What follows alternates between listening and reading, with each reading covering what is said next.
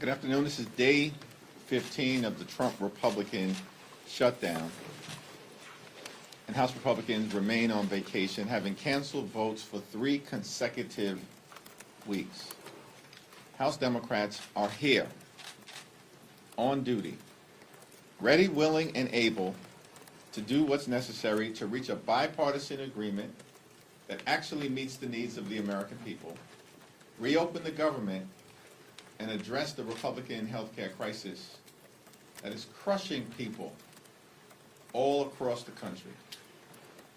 House Democrats have repeatedly made clear, as have Senate Democrats, that we will not support a partisan Republican spending bill that continues to gut the health care of the American people. We are here to address the serious needs of everyday Americans that have repeatedly been undermined throughout this year by Donald Trump and compliant Republicans in the House and the Senate. The Republican health care crisis is very real. The largest cut to Medicaid in American history. Hospitals, nursing homes, and community-based health centers are closing all across the country as a result of what Republicans have done in their one big ugly bill. The fact that Republicans continue to refuse to extend the Affordable Care Act tax credits means that tens of millions of Americans are about to experience dramatically increased premiums, copays, and deductibles that may double, triple, or quadruple, meaning many will pay thousands of dollars more per year, which will make their health care unaffordable.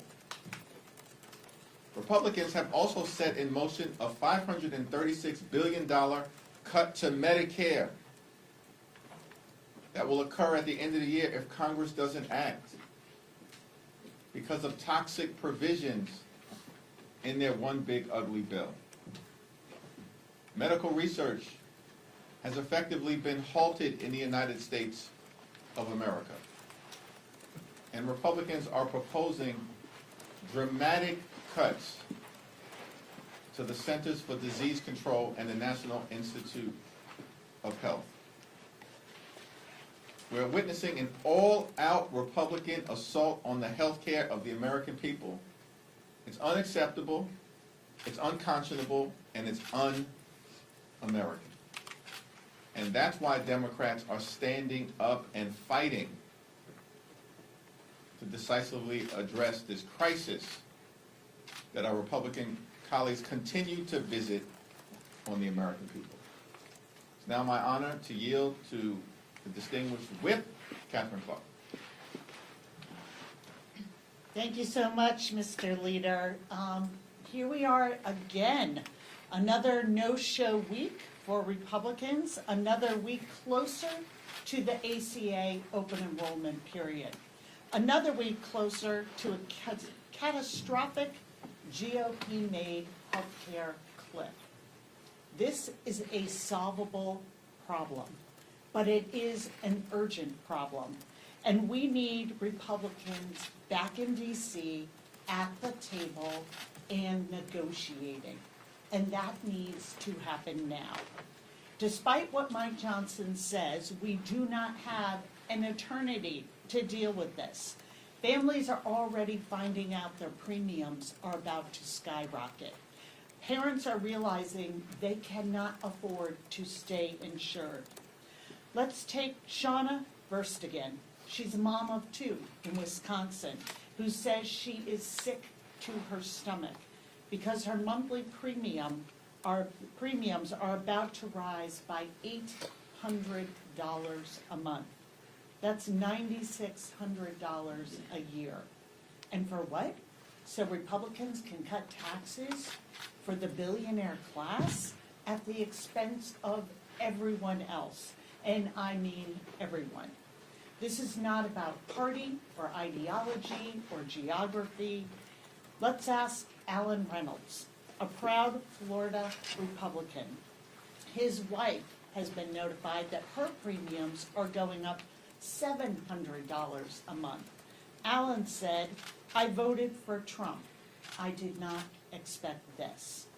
We are hearing stories like this every single day. Yesterday, Mike Johnson said he didn't have a strategy. Come on, Mike, don't sell yourself short. You do have a strategy. It's the same strategy the Republicans have always had. Repeal the Affordable Care Act, take from working families, raise their costs, defund their health care, and give that money, all that money, to the very, very wealthiest Americans. It is a losing strategy. It is an unpopular strategy. So, Mr. Speaker, for the sake of your own constituents and mine, why don't you try a new strategy? Come back to work, take a seat at the table, and let's stop this healthcare crisis you created before it's too late. And now it is my pleasure to yield to the outstanding chairman of our caucus, the gentleman from California, Pete Aguilar. Thank you, Whip Clark, and thank you, Leader Jeffries. As you know, as the whip just laid out, the Republican-controlled House has not voted since September 19th, nearly 1 month ago. And in that time, House Republicans have continued to be on vacation. They haven't been holding town halls, they haven't been finding out ways to reopen government, and they haven't been working to save Americans' health care. Republican Representative Kevin Kiley from California even called the Speaker's decision to adjourn the House embarrassing and the wrong decision. What have Trump and Republicans been doing for the last few weeks? Refusing to work with Democrats, digging in deeper into their anti-healthcare position, threatening federal workers, and even offering a bailout to Argentina to the tune of $40 billion in taxpayer money. Yesterday, the Speaker admitted that he didn't have a strategy, and when it came to his position, just that he would not negotiate. Well, Democrats have a strategy. Work with us in a bipartisan way to fund government that keeps health care, lowers the cost of health care, and ensures Americans keep their coverage. If Republicans fail to come to the table, health care for constituents in red districts and in purple districts and in blue districts will continue to spike. Republicans are acting as if their own constituents won't be hurt by their decisions and the recklessness that they've created. But the truth is, thanks to the big ugly law and the looming expiration of the ACA tax credits, everyone is going to see their health care costs increase. In some states, Americans are already seeing the premium sticker shock when shopping for their health care plans for 2026. Soon, this will be rattling households all across the country. Enough is enough. It's time for Republicans to get serious, to work with us, to save health care. The country and their constituents are watching. Leader Jeffries. Thank you, Catherine. Thank you, Pete. Questions? Leader Jeffries. Me. Yeah. Thank you, first of all, for coming on Fox News. We really appreciate it. We hope it's the first of many more interviews to come. Second, just on the question that I asked you outside, this video, I don't know if you've seen so far, but there's this video circulating that shows a group of Democratic lawmakers go to the Speaker's office, mess with the signs in his foyer, and then one of the lawmakers can be seen yelling at one of the Capitol Police officers. I'm just wondering if you agree with that kind of fight. I know that Democrats are trying to fight, but also how would it feel if Republicans did that at your office? I haven't seen the video, so I I'm have familiar it. with the characterization that you are presenting. Congresswoman Nanette Barragan has issued a statement on the incident, and I think her statement speaks for itself. But what do you think about it? Same answer, Have you spoken to the Congresswoman about the incident or U.S. Capitol Police? briefly. Do you think any action should be taken on that if you speak with Capitol Police? Congresswoman Barragan has issued a statement as it relates to the matter. I look forward to a subsequent conversation with her, as well as the Capitol Police. I have nothing to say about the situation that I haven't seen unfold on video at this moment. I have it on video if you'd like to see, because I think other reporters are going to ask. Thanks a lot. Thank you, Leader Jeffrey. Given the recent court-issued restraining order against Representative Corey Mills, I just wanted to get your message, get any message from House Democratic leadership about kind of what does it say that your Republican colleagues have kind of remained silent or kind of dismissed the allegations that have come out against one of their members? Just what are your general thoughts about the situation? I want to yield to Catherine Clark on this issue, but this is Domestic Violence Awareness Month. Domestic violence is a serious issue in this country for women all throughout America. And the notion that House Republican leaders would dismiss the seriousness of what is clearly emerging as an untenable and frightening situation relative to Representative Mills is irresponsible. And the Congress should be better than that level of dismissiveness that has been on display amongst my Republican colleagues. Thank you. The allegations against Representative Mills are disturbing, but as the leader said, it is the response from Speaker Johnson that is not the first time of dismissing allegations, a restraining order that's been put in place as somehow not a serious question.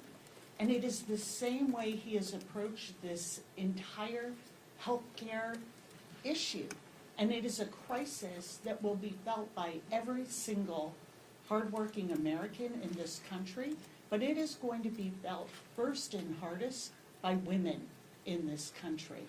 And his refusal to come and even negotiate, his saying that health care is some sort of, ancillary issue to what we're dealing with here, his allowing government to shut down in order to say it's my way or the highway.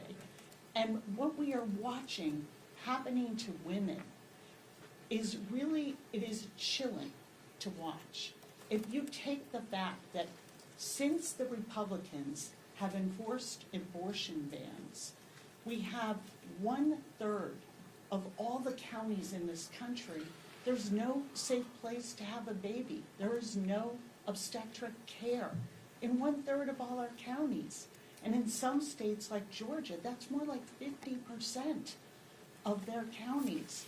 We are saying to women that all the gains that they were able to make when they can have health insurance and not worry about being a human pre-existing condition that denied care in the past to many women, that you are now able to afford and find health care. And we're saying, not for you, not for you, not for your family. And when, about 40% of all births, and that's far higher in Mike Johnson's district, are covered by Medicaid, it's almost 65% of the births in Louisiana. And we're saying that, those cuts to Medicaid, this will just somehow trickle down from the billionaires and provide health care, reopen maternity wards across this country. We hear the dismissal. The American people hear the arrogance and the dismissal that is in all of this messaging. And the American people are making note that if you do not have 9 zeros behind your account number in your savings or checking account, you don't count. And that message to American women, and just writing off these serious allegations against a sitting member of Congress as something frivolous and a ridiculous question, speaks volumes of where they value their constituents, and especially women, in this month, as the leader pointed out, that it's Domestic Violence Awareness Month. So we hear the message loud and clear, Mike Johnson. We hear it from the GOP. We don't matter. But we're going to keep showing up and do our jobs. We're going to come and fight for the American people so that they get health care and can live with security in their homes, in their communities, and know that they can afford to provide a decent life for their families. Thank you. dismissiveness that we saw on display earlier today is consistent with what Republicans did earlier this year in passing their one big ugly bill, the largest cut to Medicaid in American history, stealing food from the mouths of hungry children, women, seniors, and veterans. And all of that was done so that Republicans could provide massive tax breaks that are permanent to their billionaire donors. That's the focus of House Republicans, Senate Republicans, and the Trump administration. Hurt everyday Americans, including women, infants, and children, in order to reward their billionaire donors. That's unacceptable to us. We believe the American people find it unacceptable. And they will be held accountable. Leader Jeffries, Nick. the Trump administration is threatening even more mass firings as the shutdown goes on. Should Democrats demand these firings be reversed to end the shutdown? We believe that these firings are illegal, violate the law, and will be reversed, either congressionally or by the courts. Donald Trump and his toxic, corrupt administration have been firing federal employees since the beginning of his presidency.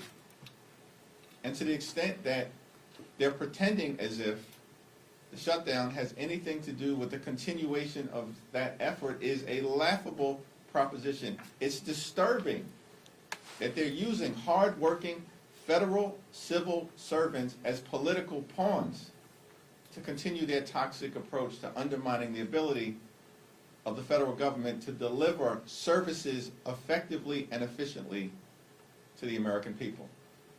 It appears that Donald Trump and the administration thought that they were going to somehow bully, threaten, and intimidate Democrats into backing down from our position that we need to decisively address the Republican health care crisis. The Republican efforts to intimidate the American people have failed. And that's why we maintain the position that the only way forward is for Republicans to finally decide to sit down with Democrats, negotiate a bipartisan path forward, reopen the government, pay our hardworking federal employees, and address the health care crisis that Republicans have created that is actually devastating hardworking American taxpayers all across the country, including in rural America. That's an unacceptable situation that the country finds itself in right now, which is why we believe we're standing on the right side of the American people. Thank you. The Affordable Care Act is about 15 years old, and we keep seeing it come up here in Congress, in campaigns. Why do you think this is such a divisive issue among Democrats and Republicans after all this time? It's not a divisive issue for Democrats, it's not a divisive issue for independents, and it certainly isn't a divisive issue for the American people. The overwhelming majority of the American people, more than 70%, strongly support the Affordable Care Act and the continuation of the Affordable Care Act tax credits because they understand the importance as it relates to making sure that every single person in this country, every single hardworking American taxpayer can see a doctor when they need one, or when their children or their family needs to go see a doctor and get the health care that they need. Republicans are the ones who have been continuously obsessed. They really need an intervention as it relates to their obsession connected to the Affordable Care Act. Republicans have now tried to repeal the Affordable Care Act more than 70 times over the last 15 years. They failed every single time. And yet they continue to try to rip health care away from the American people, including their own constituents. The top 5 states that benefit from their residents getting health care as a result of the Affordable Care Act tax credits are all states won by Donald Trump. They include West Virginia, Wyoming, Alaska, Tennessee, and Mississippi. 45% of the people who are on the Affordable Care Act right now are Republicans. 35% Democrats, and 20% independents. The Affordable Care Act should not be a partisan issue. It's an American issue. Healthcare is an American issue. Protecting hospitals, nursing homes, and community-based health centers, that's an American issue. Standing up for Medicare and Medicaid, as Democrats are doing, that's an American issue. And it's perplexing to us that Republicans refuse to spend a dime to protect the health care of the American people. But somehow the Trump administration found $40 billion to bail out a right-wing wannabe dictator in Argentina in ways that are also going to continue to hurt our soybean farmers in Iowa and in the Midwest. That's outrageous. This is corruption in real time. It's having serious consequences on the American people. Pete? Question? Leader Jeffries, will you attend a No Kings rally on Saturday? And what do you think of Speaker Johnson and other Republicans calling these Hate America rallies? I mean, it's extraordinary to me, and I want to defer to Pete and Catherine on this, but, you know, House Republicans are flailing. These people have been on vacation for 3 consecutive weeks. In fact, going back to the end of July, because of decisions made by House Republican leadership, the Congress has only worked for about 15 days. That's extraordinary. And then Republicans and Donald Trump shut the government down, and they're forcing hardworking federal civil servants to work without pay or to be furloughed. Like, Republicans are not serious about solving problems for the American people. They're creating problems. And so the effort to mischaracterize the rallies that are going to take place all across the country is part of the continued right-wing disinformation machine that is failing to persuade the American people as to what this shutdown is all about. And as a result, Republicans are falling apart. I'll be at a rally. I'll be holding an American flag in my hand as well. It seems that Speaker Johnson and House Republicans only believe that free speech matters if you agree with their speech. So my message to the American public is that's what Speaker Johnson feels.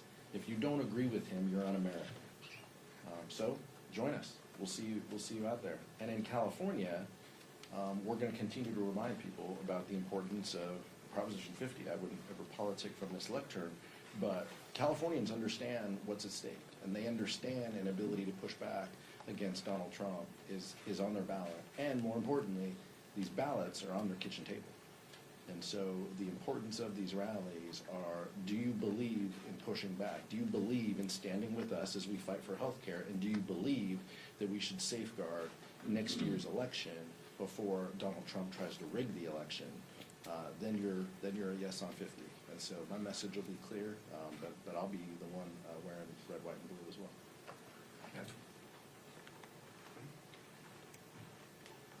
Just think about where we are, where millions of Americans are coming out to say, we elect presidents, we don't have kings, and the Republicans are like, how un-American.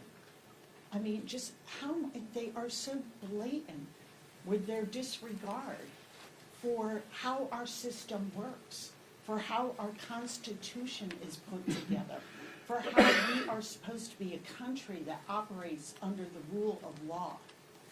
And layer on top of that, that they are saying to the American people, if you are not extremely wealthy, you don't count. You don't count. And when you're saying to those same farmers who are coming to my office, and I don't exactly represent a large agricultural community in suburban Boston, but they're coming to my office because they are hurting and they are desperate to get the attention of members of Congress, because it's not only the soybean market that they are losing to Argentina and Brazil because of this administration's tariff policies, they're losing their health insurance. Half of all family farms rely on the ACA, and this $40 billion could go a long way towards that tax credit that they've decided to take away. Their priorities are completely upside down. Why would they possibly double down on what they're sending to Argentina, take away health care from millions of Americans, and increase premiums for every American, and say that people coming together to peacefully protest is un-American? It's no wonder they're not showing up to their jobs. They've forgotten what they're even supposed to be doing here, and representing the people, not a president. Thank you, Leader Jeffries. Speaker Johnson said this morning that while there are no talks on the leadership level, there are talks among appropriators, bipartisan, bicameral. Can you give us an update on those talks? And is there any scenario where, if this thing keeps dragging on for weeks and weeks and weeks, that the Appropriations Committee could actually, and there would be no need for a stopgap because you could start passing individual appropriations bills, including addressing some of the issues that you're demanding? There are informal conversations that are taking place in the Senate relative to a potential bipartisan path forward, but those conversations have not extended to the House as it relates to the appropriators. Rosa DeLauro made clear earlier today that she's had no outreach from the chairman of the Appropriations Committee, Tom Cole, and there hasn't been any indication of a Republican willingness to actually sit down and work out a bipartisan agreement that makes life better for the American people, that reopens the government, and that addresses the Republican health care crisis. That's challenging. This is day 15 of the government shutdown. And what we've gotten from Republicans is Donald Trump has spent more time on the golf course than he spent talking to Democrats about reopening the government. Mike Johnson and House Republicans have been on vacation for 3 weeks with no indication that they intend to come back, notwithstanding the fact they shut the government down, are hurting everyday Americans, and refuse to address the health care crisis that they've created. Yet somehow they found $40 billion to bail out Argentina in order to benefit and enhance the lifestyles of the rich and shameless, those financiers who are connected to this corrupt Argentinian deal. But they can't find a dime to extend the Affordable Care Act tax credits, whose expiration is going to impact tens of millions of Americans. They can't find a dime. They can't be bothered to even sit down and have a conversation. In real time, the Republicans are showing the American people what they're all about. Cruelty is the point. And they only care about the wealthy, the well-off, and the well-connected. This is the Trump friends and family plan that's hurting the American people, and has been since day one. It's the only thing they care about. They promised that costs would go down on day one. Costs haven't gone down here in America. Costs are going up. Inflation is going up. The Trump tariffs are causing thousands of dollars in additional expense for everyday Americans all across the country. Housing costs going up. Grocery costs going up. Electricity bills through the roof. And now people all across America, including in so many different rural communities, are about to experience dramatically increased healthcare costs that's unsustainable for them and for their families, and Republicans could care less. Thank you all. All right, can I just follow up real quick? Are you being appraised at all on the informal Senate talks that you Yes. just referenced? Are they Yes. making progress? Yes, thank you. Clarify, are you going to the rally this weekend? I'm not sure of my schedule this weekend yet. Thank you, sir. Thank you. Nice. That was you who just followed up on the rally? Oh. Wish I could play great.